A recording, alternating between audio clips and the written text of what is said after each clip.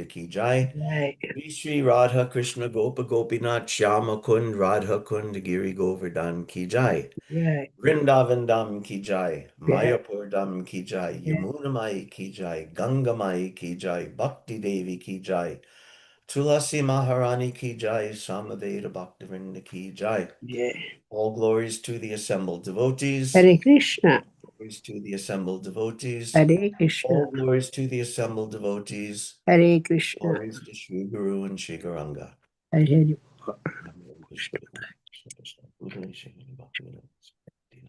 Stay Saraswati Devi Govardhan Pacharine. Nivasheshan Bhakti Pasti Vaidvashtarine. Om Namo Bhagavate Vasudevaya. Om Namo Bhagavate Vasudevaya. Om Namo Bhagavate Vasudevaya. Om Namo Bhagavate Vasudevaya. Om Namo Bhagavate Vasudevaya. Om Namo Bhagavate Vasudevaya.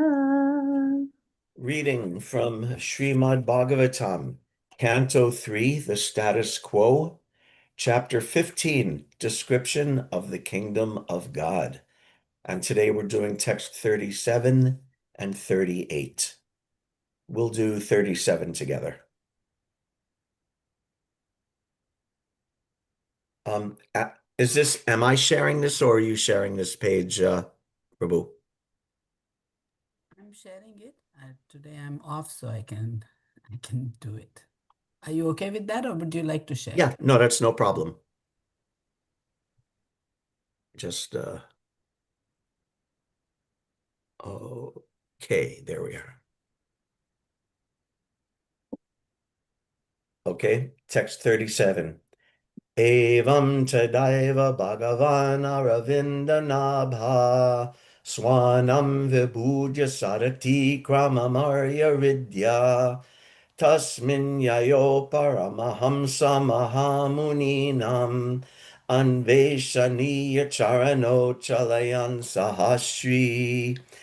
Evam tadaiva bhagavan aravinda nabha swanam vibhudya sarati kramamarya ridya tasmin yayo paramahamsa mahamuninam anveshaniya charano chalayan sahasri. Evam tadaiva bhagavan aravinda nabha swanam vibhudya sadati kramamarya ridya tasmin yayo paramahamsa mahamuninam anveshaniya charano chalayan sahasri. Everyone can chant.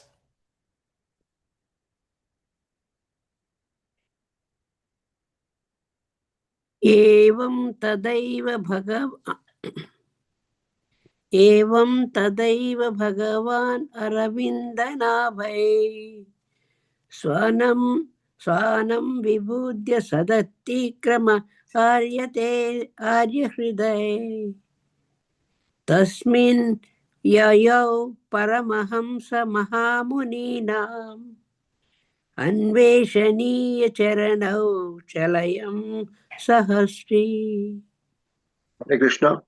Evam tadaiva bhagavan arvindo nabha swanam vibhudaya sad atikramam arya ridaya tasmin yayau parhamsa mahamuninam anveshaniya charanau chalanau sahasrihi. Hare Krishna. Evam tadaiva bhagavan aravindanabha swanam vibhujya sadatikramam arya hridaya tasmin yayau paramahamsa mahamuninam anveshaniya charanau chalayan sahasri.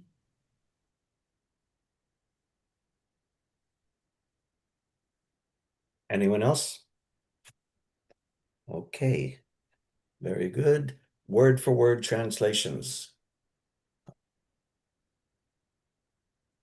Evam thus, Tada eva, at that very moment, Bhagavan, the Supreme Personality of Godhead, Aravindanabha, with a lotus growing from his navel, Swanam, of his own servants, Vibudya, learned about, Sat, to the great sages, Atikramam, the insult, Arya, of the righteous, Hridya, the delight, Tasmin, there, Yayo, went, Paramahamsa, recluses, Mahamuninam, by the great sages, Anveshaniya, which are worthy to be sought, Charanao, the two lotus feet, Chalayan, walking, Sahashri, with the goddess of fortune. Translation: at that very moment, the Lord, who is called Padmanabha because of the lotus grown from his navel, and who is the delight of the righteous, learned about the insult offered by his own servant to the saints. Accompanied by his spouse, the goddess of fortune, he went to the spot on those very feet sought for by recluses and great sages. Purport by His Divine Grace Srila Prabhupada. In Bhagavad Gita, the Lord declares that his devotees cannot be vanquished at any time. The Lord could understand that the quarrel between the doormen and the sages was taking a different turn, and therefore he instantly came out of his place and went to the spot to stop further aggravation so that his devotees, the doormen, might not be vanquished for good. And I'll read the next verse myself. Tam twagatam pratirito paikam swapumbis te chaksha taksha vishayam swasamadhi bhagyam hamsa shriyorvya janayo shiva vayulola chubrata patra shashikeshara shikarambum. The sages, headed by Sanaka Rishi, saw that the Supreme Personality of Godhead Vishnu, who was formerly visible only within their hearts in ecstatic trance, had now actually become visible to their eyes. As he came forward, accompanied by his own associates, bearing all paraphernalia such as an umbrella and a chamara fan, the white bunches of hair moved very gently, like two swans. And due to their favorable breeze, the pearls garlanding the umbrella also moved, like drops of nectar falling from the white full moon, or ice melting due to a gust of wind. Purport. In this verse, we find the word achaksha taksha vishayam. The Supreme Lord cannot be seen by ordinary eyes, but he now became visible to the eyesight of the Kumaras. Another significant word is samadhi bhagyam. Meditators who are very fortunate can see the Vishnu form of the Lord within their hearts by following the yogic process.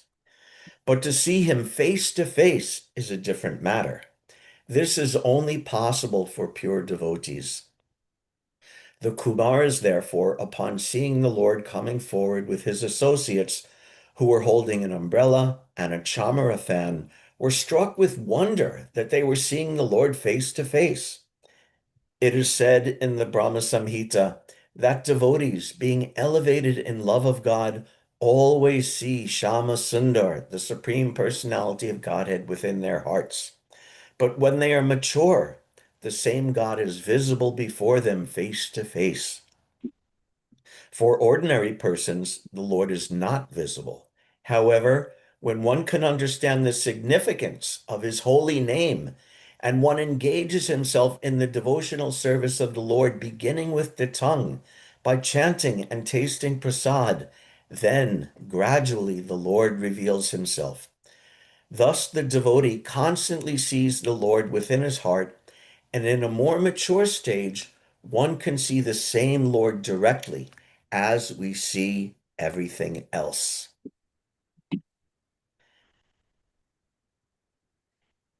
The translations again of both verses. At that very moment, the Lord, who is called Padmanabha, because of the lotus grown from his navel, and who is the delight of the righteous, learned about the insult offered by his own servant to the saints. Accompanied by his spouse, the goddess of fortune, he went to the spot on those very feet sought for by recluses and great sages. बोले है इधर है इधर है The sages, headed by Sanaka Rishi, saw that the Supreme Personality of Godhead Vishnu, who was formerly visible only within their hearts in ecstatic trance, had now actually become visible to their eyes. As he came forward, accompanied by his own associates bearing all paraphernalia, such as an umbrella and a chamara fan, the white bunches of hair moved very gently, like two swans, and due to their favorable breeze, the pearls garlanding the umbrella also moved like drops of nectar falling from the white full moon or ice melting due to a gust of wind. Nama Om Vishnu Padaya Krishna Prishtaya Bhutale Srimate Bhaktivedanta Swaminiti Namine Namaste Saraswati Deve Gauravani Pracharine Nirvishesha Shunyavadi Paschatadi Shatarine. A couple of very nice things in these verses in this wonderful pastime. This is an amazing pastime in all aspects of it. We see Krishna responding to a danger or an attack on his devotees, and also protecting the Brahminical culture at the same time. So he's doing that. And that at the same time, there's this beautiful description, and this continues for some verses, this beautiful description of how beautiful and attractive and wonderful the Lord is, especially his beauty, which the Kumaras are finally seeing.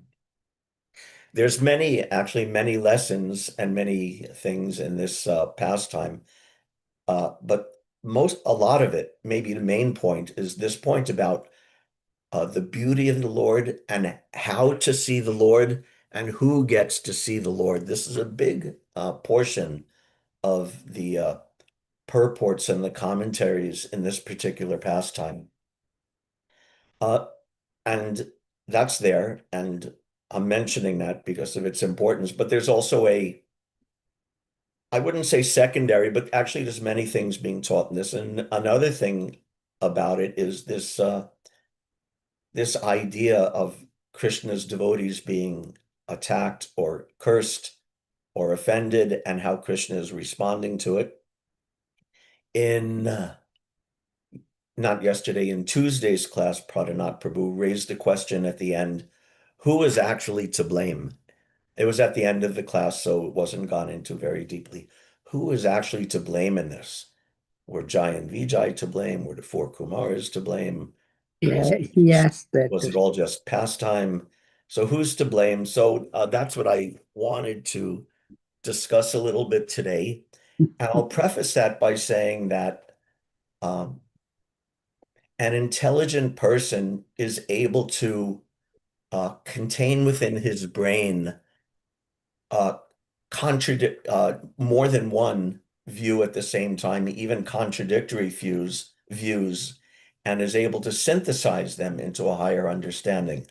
This is the process of a dialectical philosophy, that you have a thesis, then you have a competing thesis, the antithesis, and then you're able to amalgamate those, not in every single case, but this is what an intelligent person is looking for and able to embrace, that is able to synthesize thesis, antithesis, and then synthesis, where you take those two opposing views and meld them into a higher understanding. And for those of us Gaudiya Vaishnavas, followers of Mahaprabhu, who have been brought up and trained on this idea of Achinta Beta Beta Tattva. This is not a foreign concept or a foreign idea to us. Even very, very early in Bhagavad Gita, in the very first chapter, Prabhupada starts training us for this. And since it's in the first chapter of Bhagavad Gita, we can understand that this is meant for everyone, even beginners, to have this open-mindedness about maintaining multiple points of view.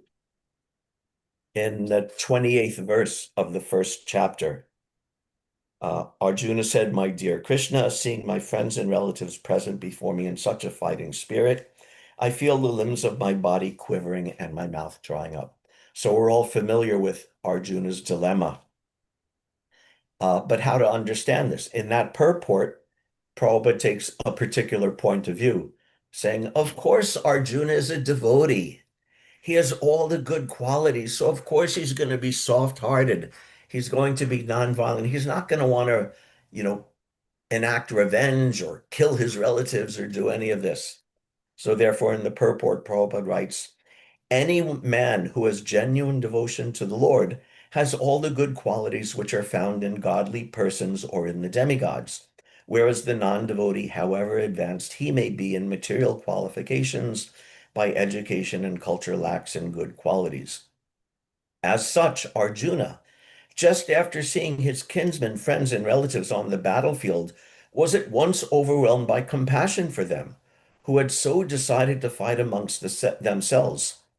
As far as his soldiers were concerned, he was sympathetic from the beginning, but he felt compassion even for the soldiers of the opposite party for seeing their imminent death. And while he was thinking, the limbs of his body began to quiver and his mouth became dry. He was more or less astonished to see their fighting spirit. This overwhelmed a kind devotee like Arjuna. So Arjuna's unwillingness to fight, Prabhupada is analyzing this as a beautiful, wonderful quality of a devotee. And then that commentary in that purport, he quotes Yasyasti Bhaktir Bhagavati Kinchana Sarvargunas Tatra Samasati Sarat, that a devotee has all the good qualities of the demigods. But then in the very next verse, Arjuna is saying, my whole body is trembling, my hair is standing on end, my bow with Gandiva is slipping from my hand, my skin is burning. Prabhupada explains it differently. Purport, there are two kinds of trembling of the body and two kinds of standings of the hair on end. Such phenomena occur either in great spiritual ecstasy or out of great fear under material conditions. Arjuna's symptoms in this situation are out of material fear, namely loss of life. This is evident from other symptoms also. Goes on, all these are due to a material conception of life. So what are we to make of this? Is Arjuna exhibiting these symptoms because he's a wonderful devotee and kind-hearted and compassionate, or basically because he's in Maya? So we understand both of these, Prabhupada. We cannot certainly see into Arjuna's heart and know exactly what it is that he's experiencing. But Prabhupada and all the acharyas explain these in various ways to teach us all these different things, because this is what we have to learn. We have to learn that, yes, a devotee, we have to be compassionate. We have to be, generally speaking, non-violent, not violent, not hateful, not vengeful. And these are wonderful Vaishnav qualities that a devotee cultivates. And at the same time, we also have to learn not to let our material emotions, even emotions that appear good or appear approved by society, to not have that interfere with our devotional service to Krishna. So we learn both of those things, and we're not confused. We're not confused and think, oh, Arjuna, we don't know what he is, forget it, I'm not going to follow. No, we understand that this dilemma is there, and both of these aspects are there. Whatever is internally happening between Arjuna and Krishna, we cannot say exactly, but we can understand that especially pastimes with these amazing intimate devotees, that this is all arranged by the Lord for the sake of his pastimes, for the sake of him making certain actions happen within this world, and for the sake of teaching us a myriad of lessons. So we learn all of these different lessons, even these seemingly contradictory. They're not really contradictory. They're actually complementary things that we have to learn. So that also comes into play a little bit as we're going to be discussing who is to blame in this cursing business, which we're hearing about in the Bhagavatam. So we can embrace within our heart, within our mind, different ideas at the same time. In today's verse in text 37, at least at face value, Lord Vishnu seems to be supporting the idea that the Dwarapals, that Jai and Vijay, the gatemen, doormen, are to blame. He says, Swanam vibudya sad atikramam, that my people being his servants, Jai and Vijay, Sad means the sages, atikramam, committed offense against the sages. So this is one point of view, which is explained in this verse and mentioned several times, that yes, the Jai and Vijay committed an offense. The four Kumaras they passed through 1, 2, 3, 4, 5, 6 gates of Vaikuntha, and at the final gate, they were stopped. And the reasoning, we all know the reasoning why they shouldn't have been stopped. The Kumaras, in appearance, externally, were just like little children, 5 years old, which is what Kumara means.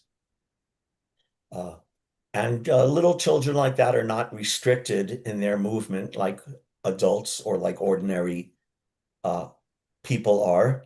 So therefore, they shouldn't have been restricted. Not only that, they were great Brahmins, at the same time appearing like children. They were also great Brahmins and great sages. And those class of persons are also not to be punished, not to be restricted, not to be blocked in their intentions. It was like one time Prabhupada was speaking about this, and he said, so actually, it was a nice instance, actually. Prabhupada was giving class, and there were some children making a little noise. Prabhupada would react differently to children making noise at different times in his class. Sometimes he would indicate that they should be removed. Sometimes he would tolerate. So at this time, the children were making a little noise in his class. And one devotee spoke up and said, oh, remove the children. Prabhupada said, no, you don't remove. He said, children are not to be punished or not to be restricted. Children shouldn't be punished. They should be allowed. And he said, and he went on to explain how in Vedic culture, children are not to be punished. Women are not to be punished. Brahmanas are not to be punished. Vaishnavas are not to be punished.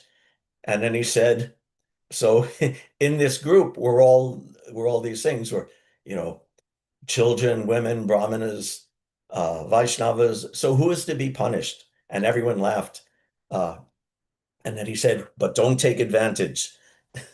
So this is the idea that the four Kumaras, because they were these great sages, because they were appearing as children, they should not be restricted in their travels.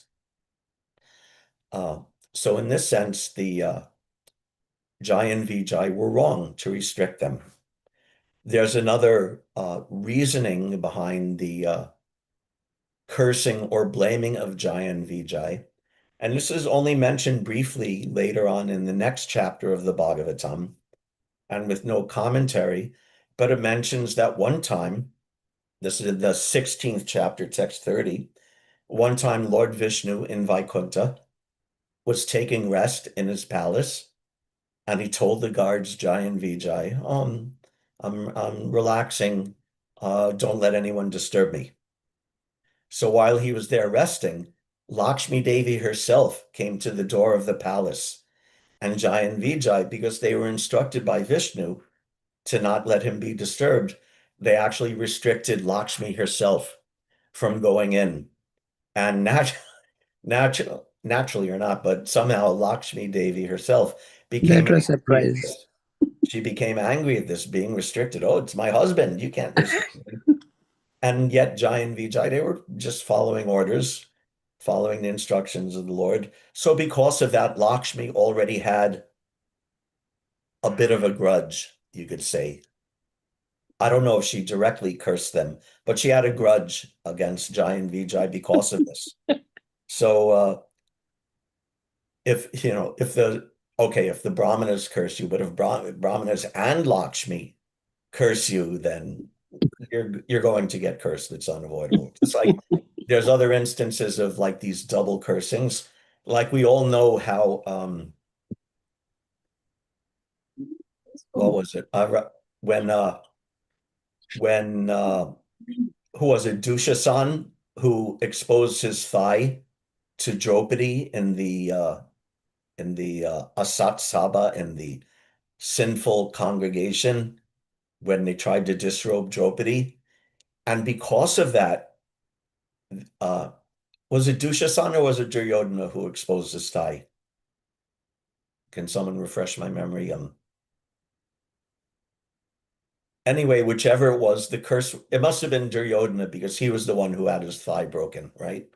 So anyway, because of doing that, they were cursed. That, oh, you're going to be defeated, you're going to lose the Battle of Kurukshetra, and you, Duryodhana, your thigh is going to be broken by Bhimsen.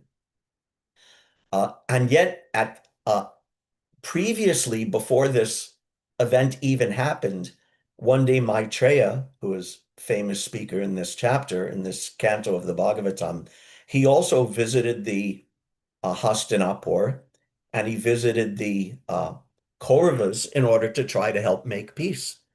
Because he's also a great sage and understood the glories of Krishna and the glories of the Pandava. So he also went to the Kauravas and said, you should make peace with the Pandavas. Don't make war with them. And at that time, Duryodhana also acted very badly and insultingly to Maitreya when he tried to do that. So therefore, Maitreya also cursed him. You're going to lose in the Battle of Kurukshetra, and your thigh is going to be broken by Bhim in the battle.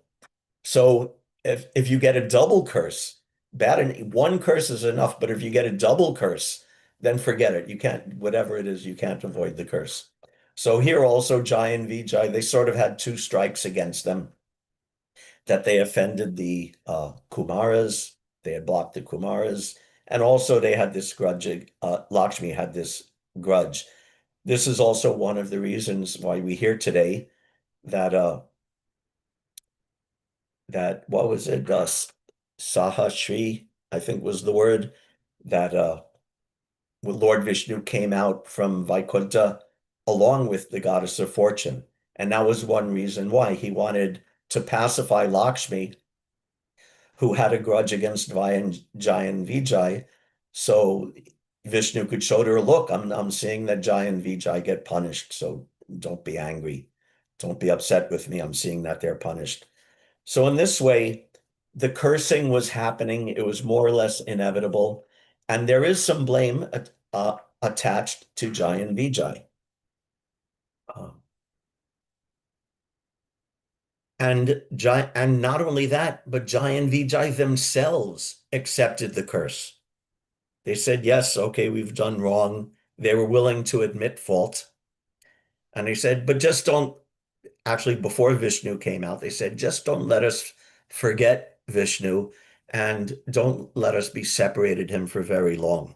So, okay, you want to curse us, that's okay. But just these things, don't let it block our devotional service, whatever curse may come. So that was their main concern. So, and they were willing to accept, okay, yes, we're to blame, curse us, fine. Just like also Chitraketu, when he laughed at Lord Shiva, and Lord Shiva's wife Parvati became angry and cursed Chitraketu to become a demon. He said, fine, he became a demon, but even in that demonhood, he remained a first-class Vaishnava, surrendered to Krishna, worshiping Krishna. And so much so that when he became the demon Vritrasura, and was fighting with Indra, and when he was seemingly defeated, killed by Indra. Prabhupada comments, and the Acharyas comment at the end of that, saying, oh, it looks externally like Indra was victorious and Vritrasura was defeated. But actually, Indra was defeated because he was remaining within the material world. And Vritrasura was actually victorious because he returned back to Godhead. But the point was, he accepted, okay, I mocked Lord Shiva. Even there was not really any fault in it, nor did Lord Shiva take any offense because they were great friends. It was just some joking words. But even he said, okay, I accept that. I did something wrong. You cursed me, fine, but I'll remain fixed in my devotional service. Swarga apavarga narakeshwapi tulartha darshanam. Even heaven, hell, liberated, not liberated, heaven, hell, demon, devotee, whatever so-called position I'm in, still I'll remain fixed in my devotional service. So this was Jayan Vijay. But there's the other point of view also, which is also mentioned in these same purports, and especially in the commentaries of Srila Vishwanath Chakravarti Thakur. He also stresses the other side, that actually it is the four Kumaras who are to blame. Just like in today's verse, Swanam, that Swanam Vibudya Sat Atikramam, that the Jayan Vijay are called Swanam. And in Sridhar Swami's commentary on this verse, he says very emphatically, he says, you definitely cannot in any way interpret this verse to mean that Swanam refers to the four Kumaras. Swanam refers exclusively to Jayan Vijay. And what is Swanam? Swanam means my own. That Jai and Vijay are Vishnu's own. They're his own persons, his own servants, his own devotees, not the Kumaras. So what does this mean? That being Krishna's own, being Krishna's person, Krishna's man, or Krishna's woman, that Krishna says of you, oh, you are my own. What does this mean? This means tadiya. Tadiya means this possessive thing, that one's own, tadiya. And that's, what's that? Aradhananam sarvesham, Vishnu aradhanam param. That of all types of worship in the world, the worship of Vishnu is the best. Just like the four Kumaras. Of course, they were impersonalists. They're about to become converted to becoming devotees. And they came to see Lord Vishnu, thinking, oh, Vaikuntha, Lord Vishnu, this is the highest. Aradhananam sarvesham Vishnu aradhanam param. Tasmat parataram devi tadyanam samarchanam. But even higher than worship of Vishnu is the worship of Vishnu's tadya, or Krishna's swanam, that which belongs to Krishna. That means Krishna's paraphernalia, and it means Krishna's people, which means the devotees. That means the worship of the devotees is even higher. So the four Kumars were going to see Vishnu, but actually they should have been coming to see the Vaishnavas. That's higher, that's better. And actually at the very end of this entire pastime, when the four Kumaras leave, after this whole thing is all wrapped up and the cursing is arranged and they appreciate the Lord and they become devotees, and the four Kumars, they actually apologize themselves for offending Jai and Vijay, saying, we're the one, we cursed faultless persons. We're the ones who are at fault. You should punish us. And just like Jai and Vijay were accepting punishment, even becoming a demon, as long as they can't forget Vishnu, the four Kumaras said the same thing. You can punish us, even send us to hell. And that's okay. We accept that, but we don't want to forget the lotus feet of the Lord.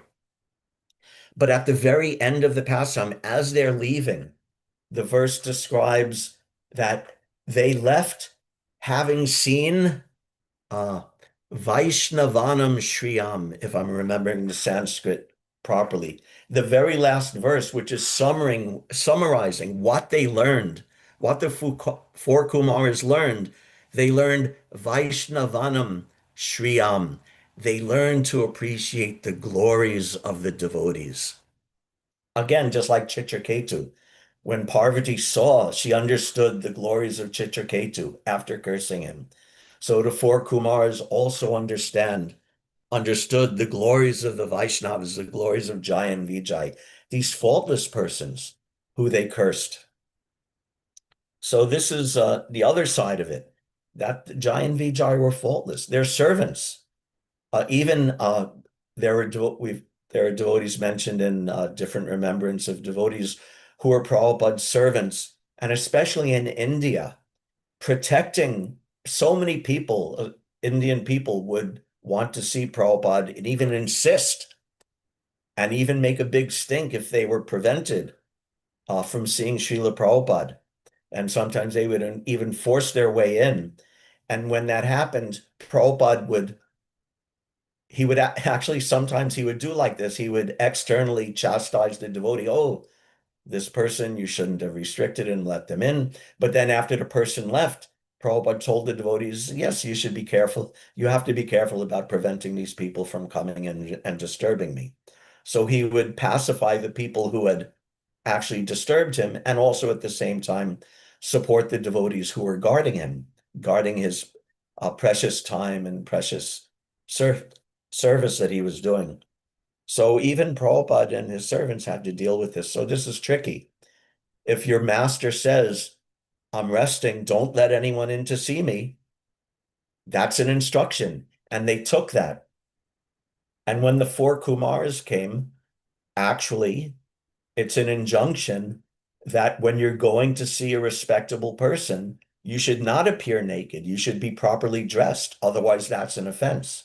So although they appeared like little children, at the same time, they're also great sages and brahmanas. They should know better that going to see the most respectable person, you don't appear naked before them. It's actually not very good thing.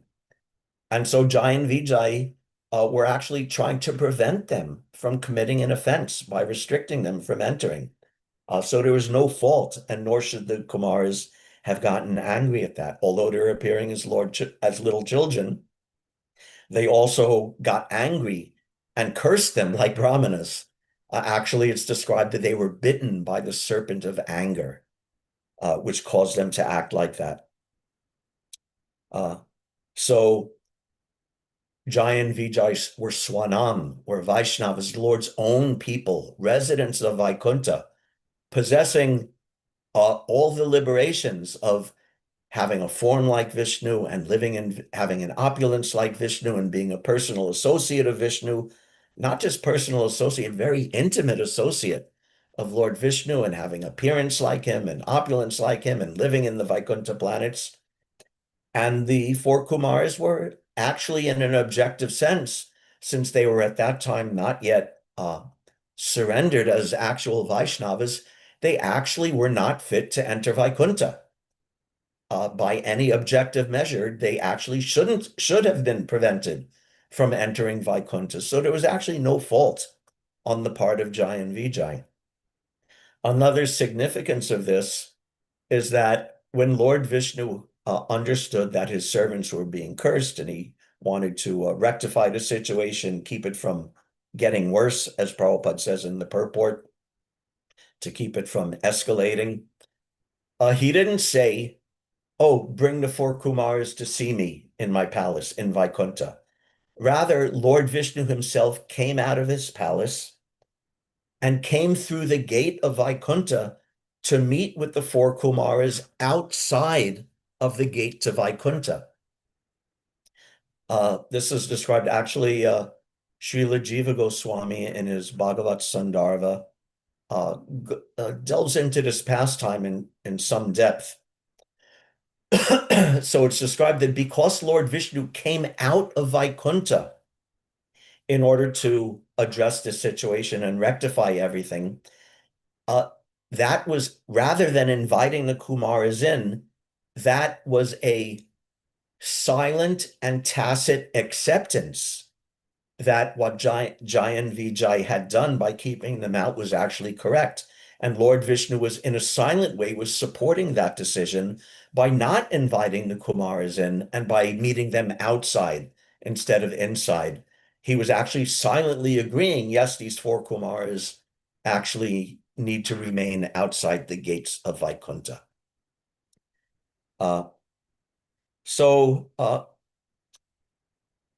There, like I said, there's a lot of give and take of this, and both sides are valid. Both sides have important points, both in terms of attributing blame, which is not really my job or not really our job anyway, but especially many points in terms of understanding philosophy and learning lessons for ourselves. We have to learn that sometimes we have to make hard decisions in the service of the Lord. And even sometimes those decisions, maybe not everyone will be happy with. We may not be able to please everyone in our endeavor to serve Krishna in order to serve Srila Prabhupada. And sometimes we have to stick to our guns and do our service. And at the same time, we also have to learn to be so careful not to offend devotees, not to offend senior persons and sages and other persons, and even ordinary people. Because even if we're justified, reaction may be there. And we want to avoid that reaction. Because although the principle is there, Swarga Apavarga Narakeshu, that even heaven or hell, we go on serving Krishna. For those of us who are not Jayan Vijay, for those of us who are not Chitraketu, if we have to go to hell, that's going to make it hard for us to serve Krishna, for us for an ordinary devotee or aspiring devotee like myself. That's going to be hard. That's going to be difficult. All these lessons, there are so many lessons are there, and we learn that the devotees are faultless in the pursuance of their service, and Jayan Vijay, even the four Kumaras say, condemn themselves. Oh, we cursed faultless persons. This is our fault. And yet at the same time, Jayan Vijay, there were reasons why they should have been cursed and why they accepted the curse. And above and beyond all of it, the reasoning is that this is Krishna's pastime. Krishna wanted to have a fight. Let's see if I could find this. This is from later on in the same pastime, from chapter 19. Oh yeah, not this related to this pastime, the killing of the demon Hiranyaksha. And now his text.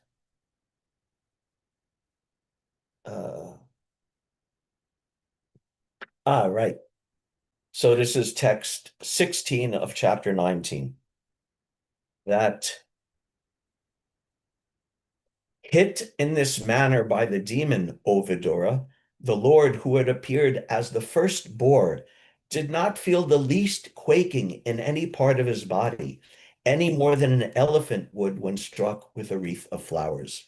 So this is describing in the fight between Lord Varaha and Hiranyaksha, that when this big, powerful demon who could dislocate planets, so strong he could dislocate planets, but when he struck the Lord, it was as insignificant as a elephant being struck by a garland of flowers. But in the purport, Prabhupada explains it in a slightly different way, that not only was the beating that Hiranyaksha tried to give the Lord insignificant, just like an elephant being hit by a flower, but he took it that like when you offer a garland, that's a positive thing, that's a loving thing, that's actually appreciated. So Prabhupada explains in the purport, as previously explained, the demon was originally a servitor of the Lord in Vaikuntha, but somehow or other he fell as a demon. His fight with the Supreme Lord was meant for his liberation. The Lord enjoyed the striking on his transcendental body, just like a fully grown-up father fighting with his child. Sometimes a father takes pleasure in having a mock fight with his small child. And similarly, the Lord felt Hiranyaksha striking on his body to be like flowers offered for worship. In other words, the Lord desired to fight in order to enjoy his transcendental bliss Therefore, he enjoyed the attack. So Krishna has so many purposes to accomplish in this amazing pastime. And this is described in Bhakti Rasamrita Sindhu, in Nectar of Devotion, that the qualities of Krishna, all the different qualities of Krishna are there. And one of those qualities is that Krishna is clever. And Prabhupada and Srila Rupa Goswami explained, clever means that when a person is able to accomplish many different actions or accomplish many different goals simply by performing one action, that is clever. So Krishna is the most clever. This pastime of the cursing, so much was accomplished. So many lessons we're learning today about how to respect the Vaishnavas, how to avoid offenses to devotees and to people in general, and how Krishna, the persons were cursed for committing an offense, but that cursing was actually a blessing, and how it was all ultimately for Krishna's pleasure to enjoy these fighting pastimes with his devotees. So many beautiful lessons and beautiful things going on, even sometimes a little contradictory or a little seemingly contradictory, but they form a beautiful whole, seen holistically or synthesized into this beautiful picture of how Krishna relates with his devotees. So this is the real thing. And the real conclusion is not that just like at the yajna of Daksha, what was the result when there was some offense? That, oh, you offended me, I curse you. And then, oh, I counter curse you, and I counter curse you, and back and forth, and it elevates and escalates, and there's fighting and killing and war, and Daksha gets his head cut off. This is the material conclusion of having these different points of view and different attitudes and everything. But in this pastime, the four Kumaras end up appreciating as the main lesson they learned upon leaving Vaikuntha was now they understood the glory of the Lord's devotees.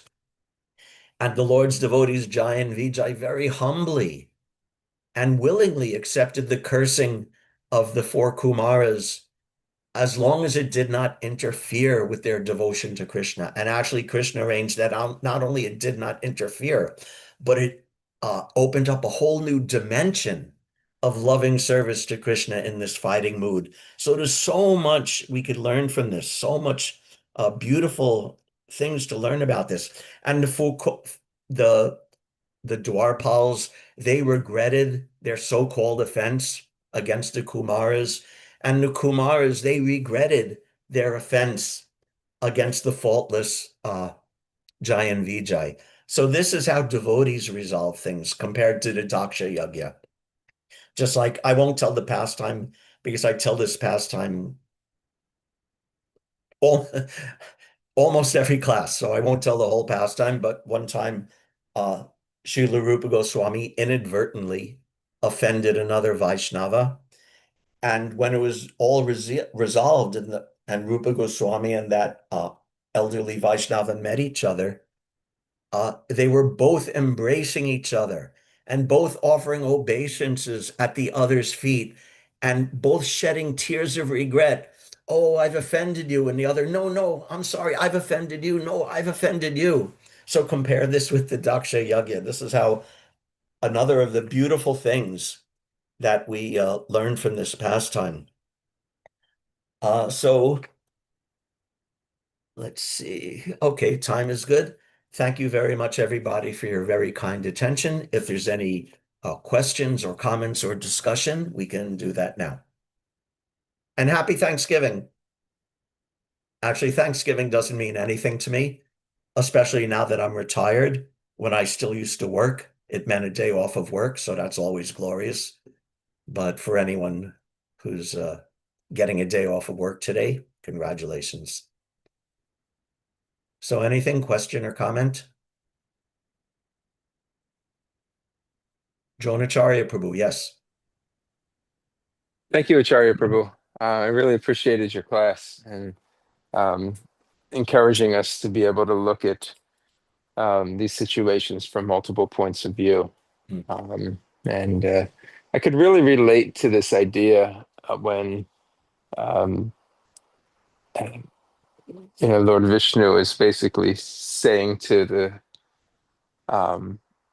Vijay and Vijay, and you're mentioning, this idea that they are mine, that it refers to them and not the four Kumaras. And sometimes we were in situations where and you gave reference to Srila Prabhupada, where maybe you'd say, okay, don't let anybody come in and disturb me. And then somebody comes in, and then, so he has to basically, tell the servants, okay, you shouldn't have done this, or you shouldn't have behaved like this, but so sometimes, as spouses, as in different services that we're in, or even with our children, like we may have to outwardly show a sign of, if there's some conflict, that maybe that they could have handled it differently, or you shouldn't have done that, or you shouldn't have, you know. But then later on, you're kind of indicating, well, actually you did the right thing, but I needed to do that in order to kind of keep the peace, or, because the expectation is that you are part of me, you're part of, like, I have higher expectations of you than I have of other people, because I consider you an extension of me. Um, uh, so um, uh, I could kind of relate to that feature that Jai and Vijay were, uh, uh, uh, being servants of the Lord, doorkeepers of the Lord. They had to kind of take one somewhat for the team. You're right. And yeah. So the other part of it is that, we sometimes we just find ourselves in situations or services that, where we tend to kind of get the brunt of it. I remember, like, Chaitanya Jivan Prabhu was, uh, he with our Rath Yatra, he was the doorkeeper to the parking lot at Rath Yatra, or Philadelphia Rath Yatra. And Philadelphia Rath Yatra has parking is like a premium. There's 50 parking spaces, and every devotee feels themselves qualified to be able to get one of these parking spaces. Whether they sprain their ankle, they're a senior devotee that's been around for a while, they traveled a long distance, they, whatever it is, they feel that one of those parking spots should belong to them. And very rarely does a person actually say, no, I'll park outside and I'll just walk. But people really feel like entitled to to these parking spots. And at the end of the day, there's only 50 parking spots. We can't manifest 100 parking spots. There's only 50. So some people have to be turned away. And even though we have a system, still people are very, to sign up, and we try to distribute them fairly. Regardless, people are going to be disappointed and upset at the end. Yeah. And so he would have to turn people away. And as a result, people would be very upset about it with him, the, to the point where it'll almost be like they were cursing him. And you think, like, here's a guy just giving up, he could be jumping around in the kirtan, in the parade. He could decide not to come ever again because of the behavior that he's being treated with. And, people are just kind of belligerent to him. And, he's just kind of taking it for the team in order to keep the peace here. But this is kind of like his glory, that he's kind of doing this service. And at the end, he would come back and he would say, I've just committed so many offenses today. Like, his mentality was like, I wish I could have accommodated everybody.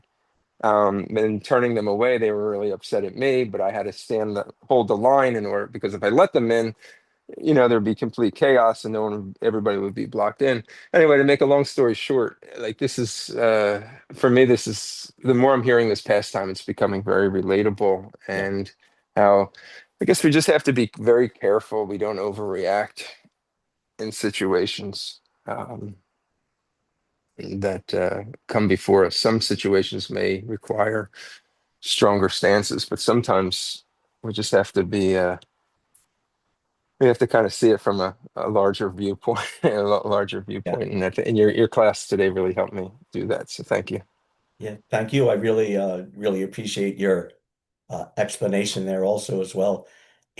Even my son, when he was, you've been to Gita Nagari Rath Yatra before, and you know how everyone has to park like up at in the fields and can't drive down to the temple where the cart is. So my son, Yeah. from the time he was very young, he and a couple of other kids were actually like directing the parking, and he expressed to me the same thing, the same frustration, that people say, no, I have to drive down to the temple for this reason or that reason. And he said, no, not cars aren't allowed to go down. And so he had the same frustration you're describing there. And it's interesting because we're Vaishnavas or aspiring Vaishnavas, and because we're Swanam or trying to be Swanam, that in itself means we're sort of held to a higher standard. Uh, a higher standard that we have to, behave properly and do properly. And you can imagine like Jai and Vijay, it's a difficult situation. It's not proper. Naked people don't come before the Lord. They're not really devotees, they're just impersonalists. And at the same time, they know they're great sages. And so you can imagine what a sticky situation it is. And I'm sure they were smart enough to realize that. Uh, I'll say, since your position, one friend of mine, Purushartha Prabhu, who used to be temple president in Boston, he once told me that temple president is the hardest service in ISKCON, because you have all the devotees under you in the temple are, we need this, you should do this, we need this, we need that, we need that. And then above them, the GBC and the regional and the big guns and the bigger management are going down to the temple president. You should be doing this, you should be doing that, you have to do like this, you have to do like that. So he said, temple president is also, it's like a little bit like these Dwarpals, like they're guiding. On one side, they have Lord Vishnu, and at the other side, they have these unqualified persons, and to sort of get, and Lakshmi on one side and the four Kumars on the other, sort of being stuck between. So it's a difficult situation, and it's difficult. Krishna is intelligent. He's not like who was it? Durvasa, who got angry because of some technicality of, was it Ambarish Maharaj, who technicality, he was breaking a fast. He didn't want to eat before Durvasa Muni, but it was time to break the fast, so he drank a little water. So it's not like Durvasa Muni did, that Krishna is going to judge us on some technicality. We want to follow the technicalities as far as possible. But Krishna's intelligent, and he'll understand, are you actually trying to serve the devotees even when it's difficult? Are you not losing your cool? Are you not getting angry? Are you not compounding the aggravation and the offense? So all of these things go together. But yes, it's a difficult situation sometimes. And because we're devotees, we're thrown into these difficult situations. If we didn't care about devotional service, we'd never have to worry about any of it. You could just, live your life and screw everyone else, right? But because we're devotees, we have this higher understanding that we understand the Lord. Prema Maitri Kripo Peksha. We also have to make friends with the devotees and appreciate the devotees. So yeah, that was nice. Everything you said there was very nicely expressed. Thank you. Anything else? Question or comment? Hare Krishna Prabhu. What I was thinking as you were speaking in the class is how each one of us must look within and see what it is we have done. That is, and when you were talking about Durvas Muni, he was, Ambarish Maharaj got guidance. I mean, he did not say, I'm going to break the fast because this is how I'm going to deal Oh yeah, with good the point. situation. He got advice, and we say that about saintly kings also. Saintly kings must get guidance. Especially when we are in those positions where difficult decisions, difficult situations arise, it becomes difficult for us to figure things out in the heat of the moment, in that situation. So, and I remember a friend once asking me, what is it we do for these people and then these people demand from us? And I said, if each one of us thought that we should only do but not demand, then the problem would not arise. So if each one of us thought, let me be the one, a lot of times people will say, why do you give in? Why do you? I'm able to tolerate, and hence I do it, So Yeah. those qualities are not appreciated anymore. And so I feel to tolerate, to deal with things calmly, to not react are also things. And those are possible only if we have somebody guiding us, especially when we are in a difficult situation. But I just was thinking about that. I think every time I listen to these classes, more and more it comes back to look inward and, see how I can fix things from this end, not from the other end. Thank you very much, Prabhu. Yeah, that's such an excellent point. And, if we want to create like an imaginary alternative history of this pastime, what if Giant v. Giant said to the four Kumars, wait just 1 minute, I'm ready to let you in. I just have to okay it with Lord Vishnu and run in and say, four Kumars here, should I let them in? Or if the four Kumars had thought a second and said, well, actually we're naked, maybe it's not so good for us to come before the most respectable person naked, or yeah. So both of your points there, one is that about getting guidance, and the other about being introspective and looking within. That's what the four Kumaras didn't do at first, and what they did do at the end when they understood that, oh, the fault is with us for blaming a faultless Vaishnava. So really important points, both about being introspective and about seeking guidance. Very good. Thank you. Okay, anything else? Question or comment? Thank you very much, everybody, for your very kind attention. For those who have a holiday today or a day off, enjoy it. Thank you very much. Hope everything is going well for everyone there in Philadelphia. Thank you very much, Prabhu.